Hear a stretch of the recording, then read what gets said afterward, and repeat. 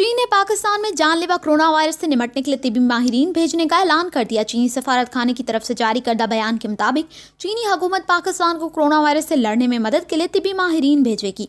चीन ने video conference के जरिए पाकिस्तान को कोरोना वायरस से निपटने में अपने तजर्बे के बारे में बताया और पाकिस्तान में वबा फैलने के फौरी बाद इस बीमारी की रोकथाम से मुतल्लिक मालूमात से भी आगाह किया।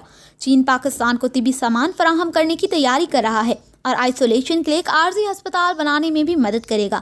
चीनी नायब वज़ीर ख़ारजा का कहना है कि बीजिंग हुकूमत के साथ साथ चीनी कंपनियां भी इस महलिक वबा के खिलाफ जंग में पाकिस्तान की मदद कर रही हैं।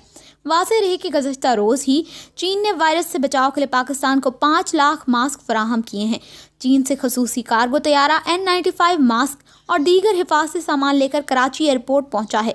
दूसरी जानिब बुध के रोज़ एक और चीनी कंपनी ने कोरोना वायरस के मुतासरीन का इलाज मुआवजा करने वाले डॉक्टरों और तिबी अमले के लिए 15,000 हिफाजती लिबास अदिया किए हैं।